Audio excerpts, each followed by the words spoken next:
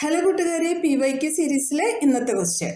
If the HCF of 65 and 117 is expressible in the form 65m minus 117, then the value of m is. ഇവിടെ നമുക്ക് 4 options തന്നിട്ടുണ്ട്. Real numbers എന്ന ചാപ്റ്ററിലെ ഒരു 1 mark question ആണത്. ഈ രണ്ട് നമ്പേഴ്സും ഒന്ന് ഫാക്ടറൈസ് ചെയ്യാം. 65 ഡിവിസിബിൾ ബൈ 5 ആണ്. അപ്പോൾ 6ൽ 5 1 ടൈം, 1 ബാലൻസ്, 15ൽ 5 3 times, 13 is a prime number, 13ൽ 13 1 ടൈം. 117 ഈസ് ഡിവിസിബിൾ ബൈ 3, 11ൽ 3 ടൈംസ്, 2 ബാലൻസ്, 27ൽ 3 9 ടൈംസ്, 39 നമുക്ക് 3 ആയിട്ട് തന്നെ ചെയ്യാം. 3ൽ 3 1 ടൈം, 9ൽ 3 ടൈംസ്, 13ൽ 13 1 ടൈം. അപ്പോൾ 65ൻ്റെ ഫാക്ടേഴ്സ് 5ഉം 13ഉം ആയിരുന്നു. 117ൻ്റെ ഫാക്ടേഴ്സ് 3 × 3 × 13. ഇവിടെ കോമൺ ആയിട്ട് വന്നിട്ടുള്ളത് 13 ആണ്. അപ്പോൾ ഇതിൻ്റെ HCF 13 എന്ന് കിട്ടിയല്ലോ.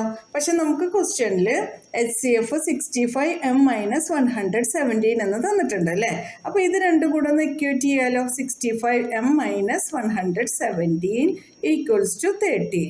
65m equals to 13 plus 117 equals to 130. m equals to 130 by 65. രണ്ടും കൂടെ ഒന്ന് കട്ട് ചെയ്യാം. 5 ആയിട്ട് കട്ട് ചെയ്യാലോ. 13ൽ 5 2 ടൈംസ്, 3 ബാലൻസ്, 30ൽ 5 6 ടൈംസ്, 6ൽ 5 1 ടൈം, 1 ബാലൻസ്, 15ൽ 5 3 ടൈംസ്. അപ്പോൾ 26 by 13 എന്ന് കിട്ടിയിട്ടുണ്ട്.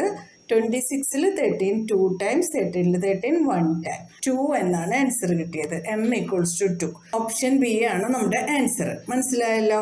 അപ്പോൾ അടുത്ത ക്വസ്റ്റ്യനായിട്ട് നാളെ കാണാം. നിങ്ങൾക്ക് ഈ വീഡിയോ ഉപകാരപ്പെട്ടു എന്ന് തോന്നുന്നുണ്ടെങ്കിൽ നിങ്ങൾ ലൈക്ക് ചെയ്തിട്ട് നിങ്ങളുടെ ഫ്രണ്ട്സിനൊക്കെ ഒന്ന് ഷെയർ ചെയ്ത് കൊടുക്കണം. എല്ലാവരുടെ അടുത്തും നമ്മുടെ ഈ ഒരു സീരീസിനെ കുറിച്ച് പറയണം.